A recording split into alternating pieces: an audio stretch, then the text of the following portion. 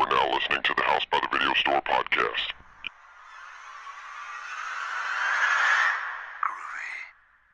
There's no more room in hell. The dead will walk near.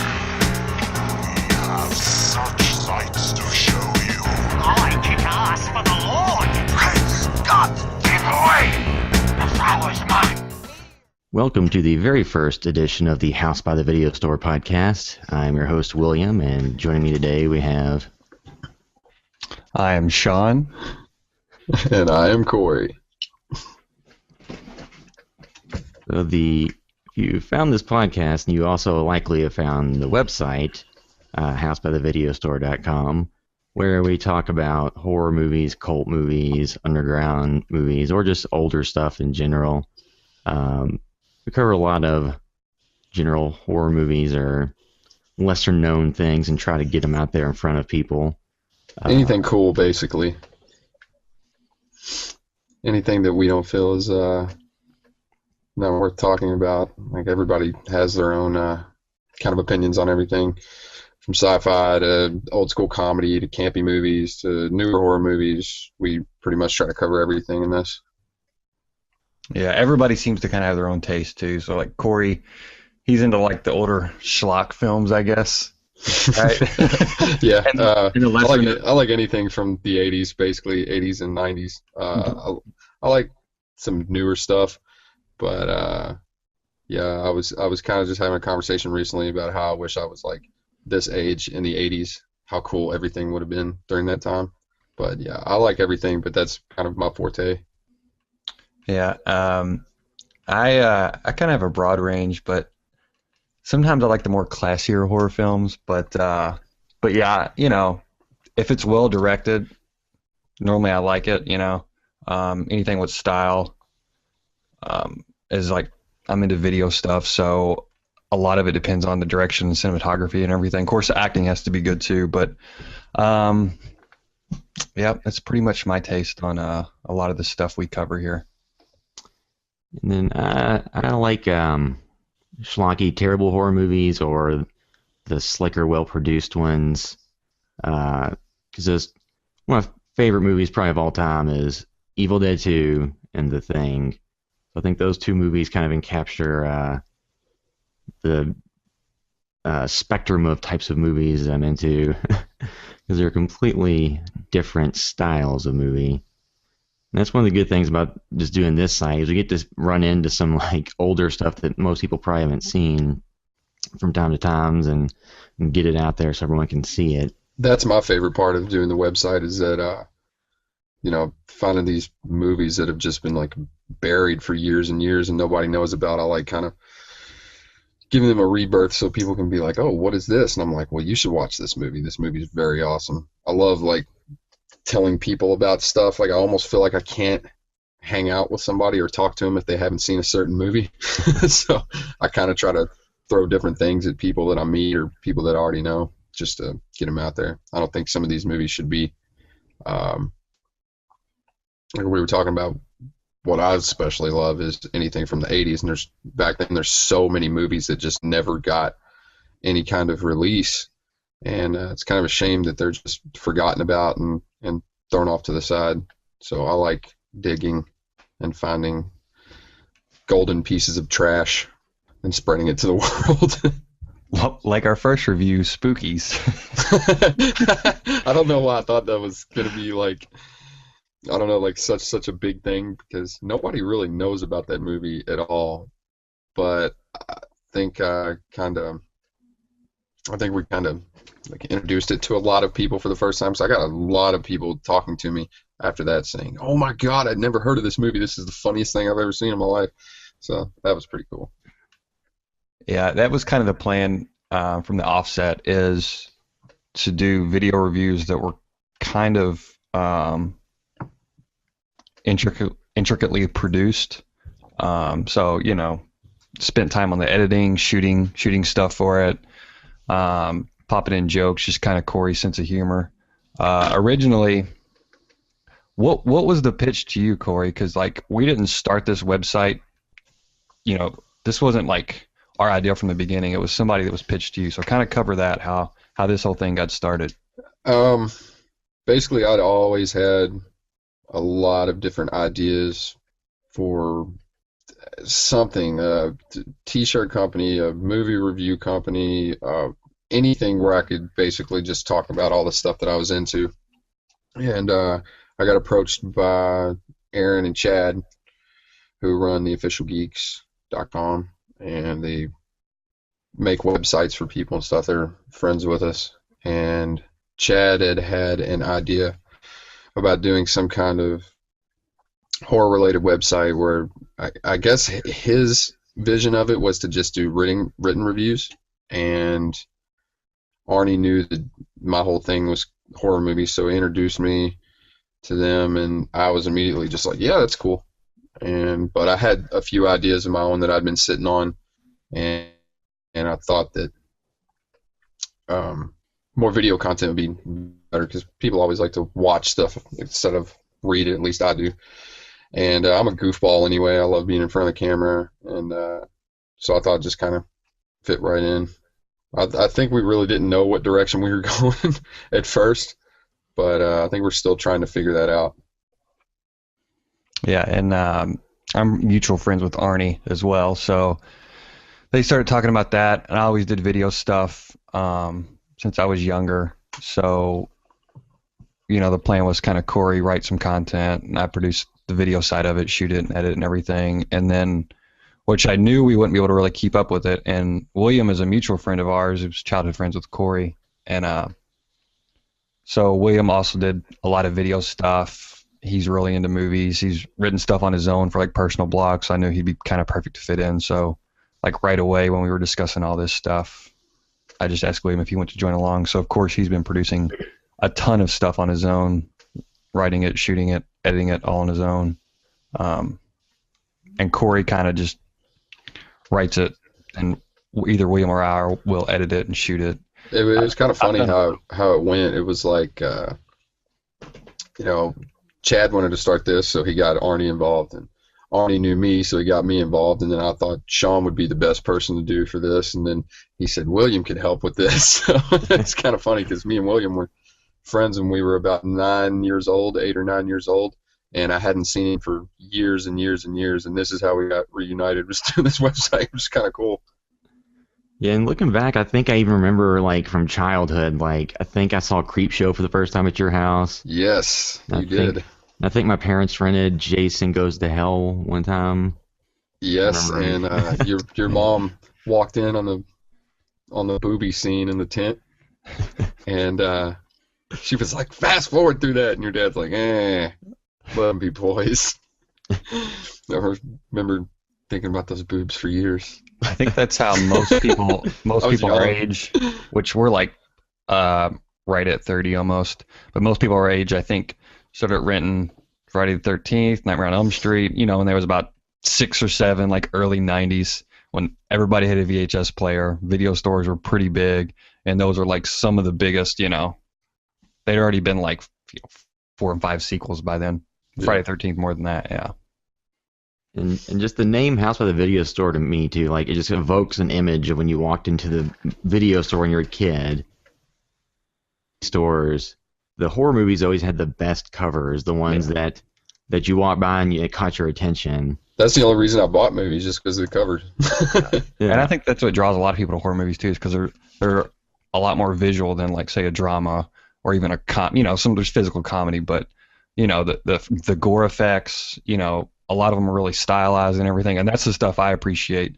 Like Sam Raimi, who's a very stylized director, John Carpenter, very intricate with the music and everything. So, but yeah, the box art goes right along with it, with the presentation being a big part of why those movies were awesome. Yeah, it gets people's attention. Like the same people that watch horror movies are the same people that ride past a wreck on the side of the road, and they're like just looking for dead bodies. It's not they want to, it's that they're just interested by it. And horror movies, especially the cover art, have the ability to just kind of grab your attention and be like, you shouldn't look at this, but you should.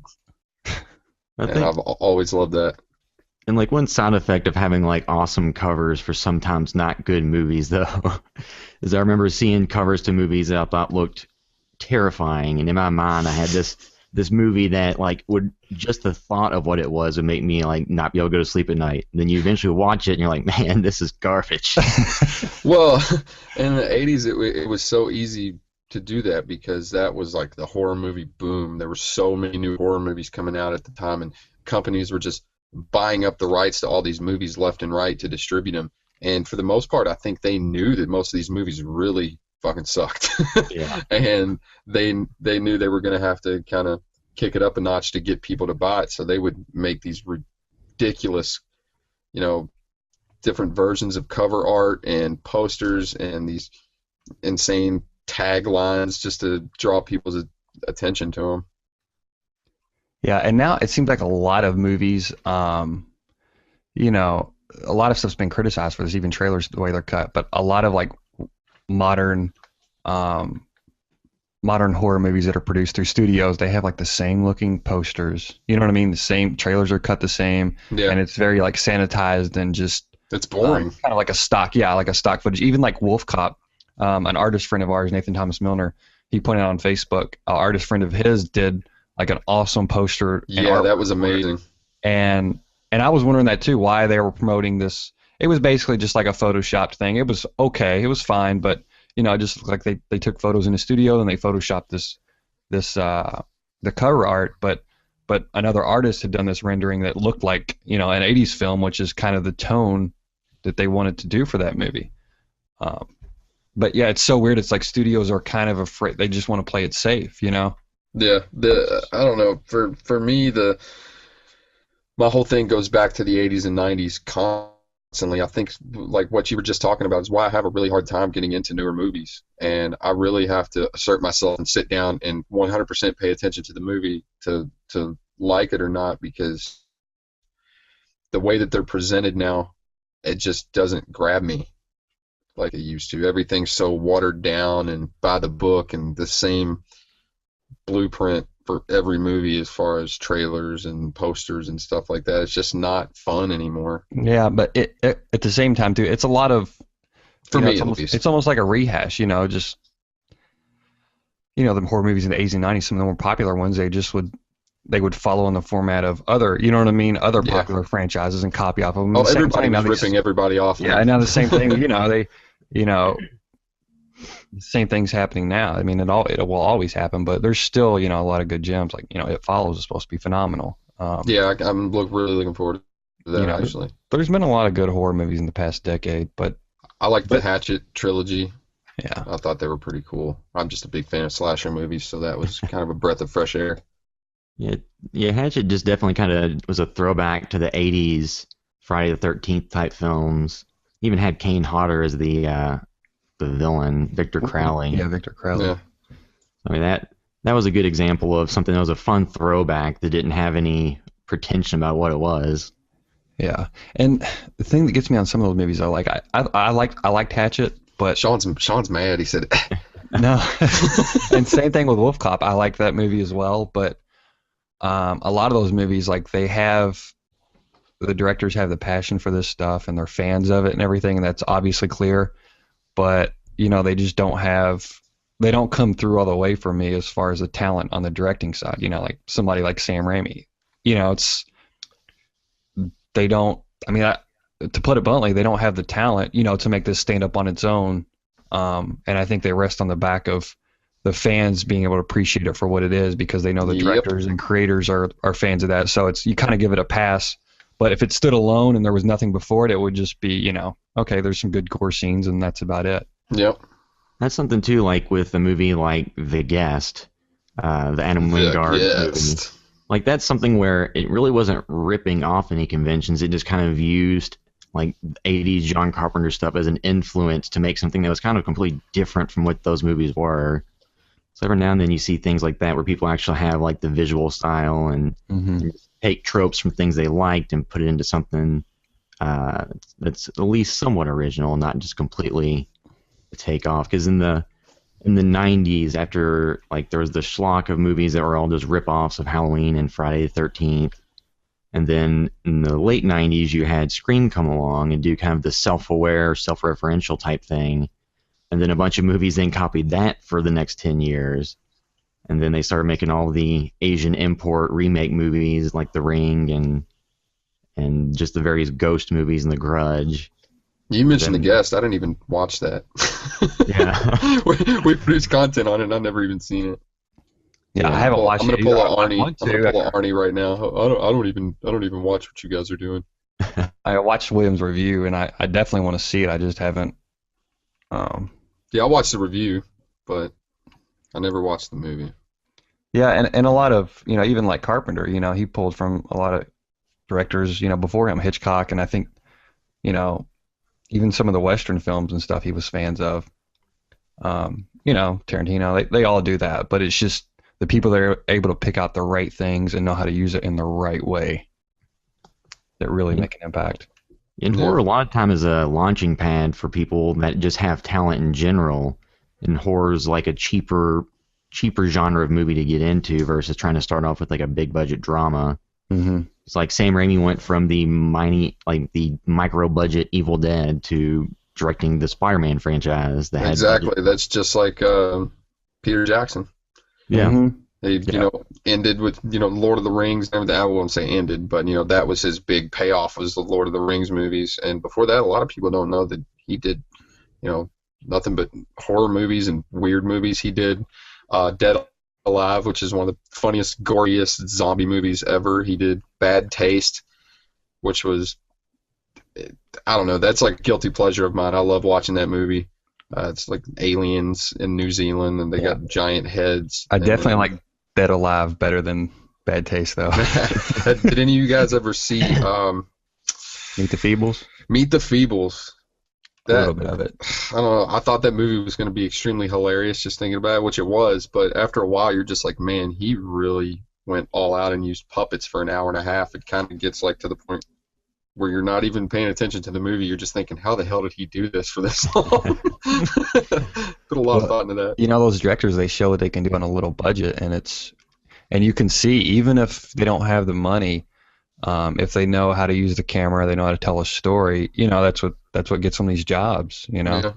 Well, and something too that's kind of funny to bring it all full circle is Drew Goddard, who co-wrote and directed Cabin in the Woods, is going to be making the new Spider-Man movie when that franchise relaunches, I guess, again. And so he went from making a movie that was kind of a take on Evil Dead to then directing Spider-Man, kind of following what Sam Raimi did 10 years before. That'll be very interesting to see. Yeah, hope he does a good job with that.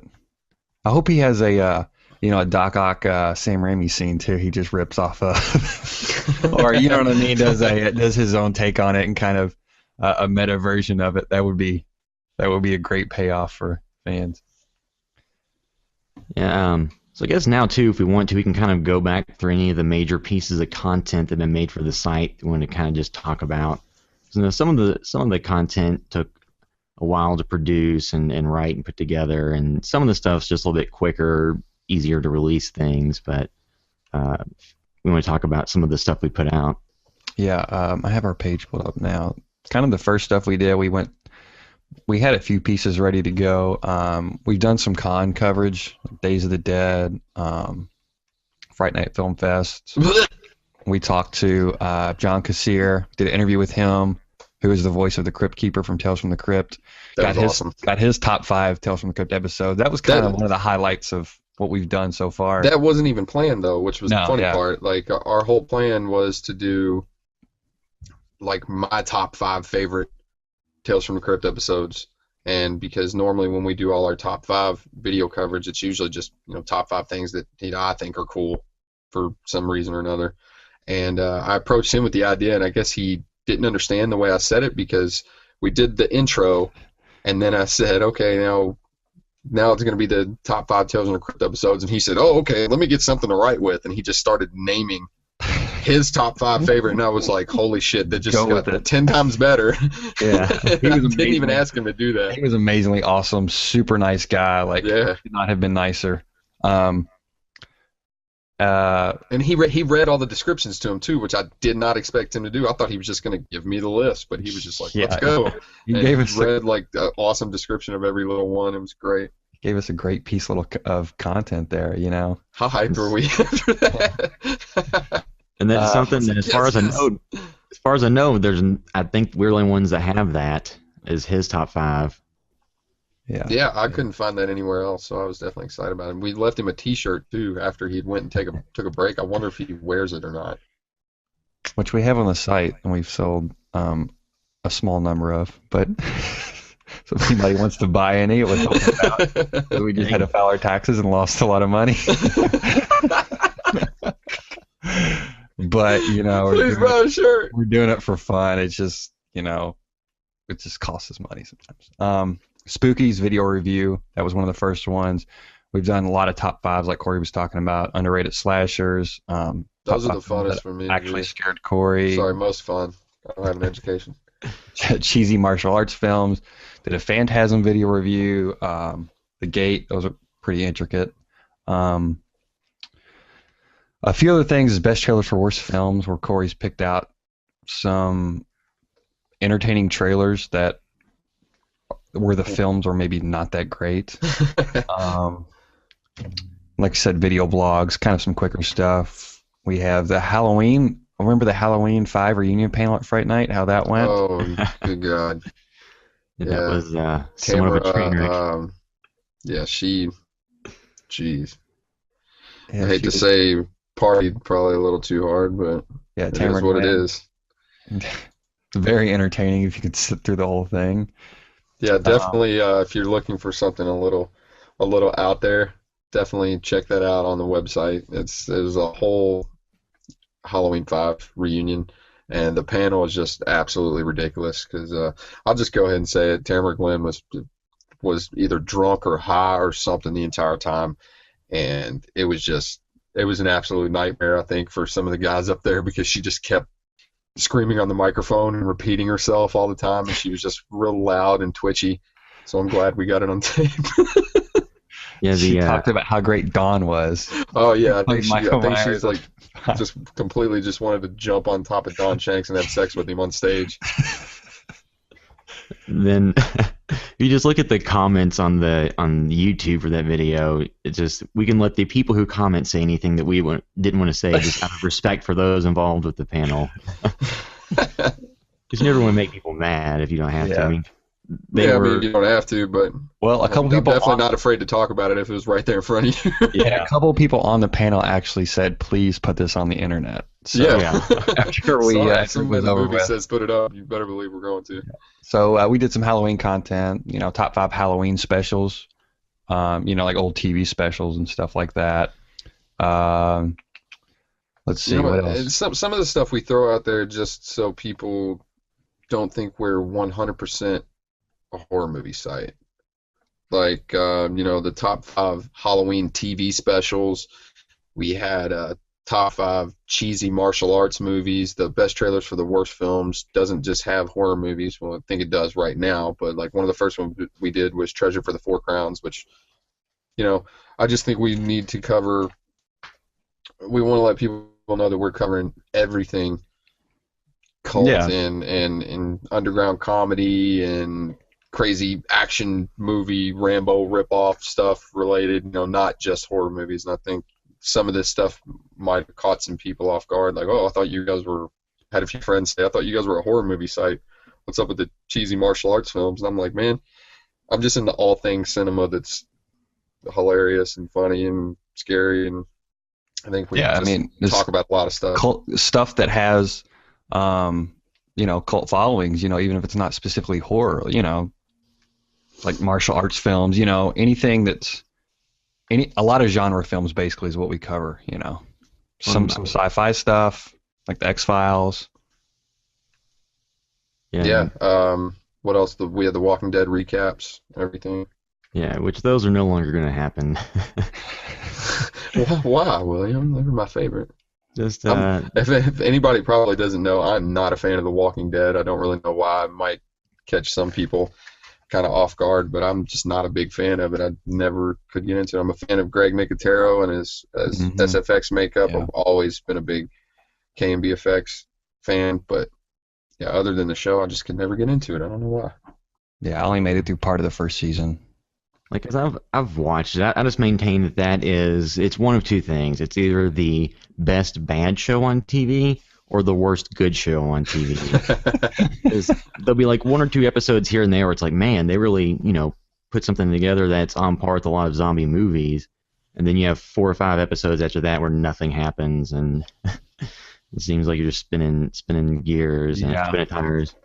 I have trouble committing to shows too, so like anytime I gotta put too much work into it for a little bit of payoff. That's what And- kind of soured me on it. And that's like the X-Files stuff. Those are fun to cover just because that show starting to get a new following, because there's the people who watched it when it first came on, and then there's the younger people now who've caught it through Netflix and Hulu. There's just a lot of those standalone episodes that were just kind of the monster of the week that really are pretty good takes on different movie genres that you can watch without really watching the show and get into. The one that's coming up pretty soon, Home, essentially is like a Texas Chainsaw Massacre ripoff in 45 minutes. That's better than a lot of the more recent remake movies and Hills Have Eyes 2 and all that stuff.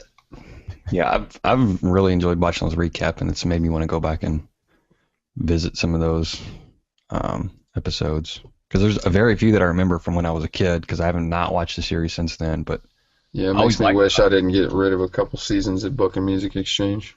yeah, Well, too, there's just a lot of opportunity just like looking at the content we're going to produce. There's a lot of TV shows and movies and things that nobody really talks about anymore. So if you put a little bit of time and effort into it, you easily have the most well-produced content about it. And it makes, I think, easier for some people to get into something and listen to a 5-minute discussion of a movie if it's well done and interesting. And then you have the best content on that movie out there just because nobody else has really talked about it. Yeah, we have the best Spookies review on YouTube, that's for sure. I wonder if somebody would looked at that and was like, man, this is a really good, intricate, entertaining review on Spookies. These guys must have no life. Because all the other ones are just people talking. Their cats are shitting in the background. There's like clothes everywhere. It kind of looks like my room. it looks like your video blogs you do actually. I was just saying. So, which those are like kind of quick things. Corey does sometimes, and we throw up depending on what they are. Some other stuff we did video review for The Burning. William did those Nike Air Mag replica shoes from Back to the Future 2. That was awesome. William. Those got the most views out of anything on the Yeah, website really. by far. But I was looking through just like the statistics the other day on YouTube on the views and stuff, and that video's been viewed like in Germany and France and much further reaching than you would think. Yeah, William's feet are it's- big all over the world. It's a cross intersect of shoe fans also. They're basically just some, was it costumes.com? Or Halloween costumes. Halloween costumes. Yeah. Yeah. They, I guess, produced some replica shoes of the Nike Air Max from Back to the Future 2 that light up and everything. So they were pretty hard to get, and a lot of people were interested in them. People in them shoes, man. Good call, William, because people wanted to see that content. Well, I think too, like in the future, like if there's like special edition versions of movies or any like collectible stuff that any of us get, like I think stuff like that too is things people want to see if you put a video together. There's just a lot of stuff that you want to find out about. Like, is this worth buying? There's really nowhere to find that for a lot of this collector stuff. Yeah, so you can go to housebythevideostore.com and see all the content we produced. We're also on YouTube, on Facebook, on Twitter, on Vine, on Instagram. I think we have a Reddit account. And I've even posted stuff on Craigslist. There's we have a Vimeo account, which Vimeo, like, it has good quality, but nobody watches anything on Vimeo. Yeah, we don't keep that as updated. YouTube is kind of the primary. I mean, obviously the website has more stuff besides YouTube, because sometimes we'll post, written reviews, written content, news, stuff like that. So website's the best place, but normally we post all that stuff on Facebook and Twitter as well. And we are also friends with a few other websites that we've done content for, helped do content for in the past, and we might still do some stuff with them in the future. So some of our other friends' websites you should definitely check out. Never-nervous.com. It's a local movie and music blog here in Louisville that we done around Halloween time. we did our favorite horror movie scores and soundtracks. Did a little work for that. And then I got interviewed by Jonathan Rabb from muzzlelandpress.com, just a little bit of information about the website. And, hopefully we'll be working with some other companies and websites just to kind of get a little more content out there, kind of get a little more widespread. Yep, and hopefully we hope to have a podcast out once a week now. That would be nice. As well as our normal content. We hope to keep on the schedule. William, what's the planned date for the podcast? Mondays or Tuesdays? The plan is to start putting them out on Tuesdays when we get onto the weekly release schedule. Yeah. I got to do it on a Tuesday. Sorry. Yeah, so you can look forward. Was there a vibe?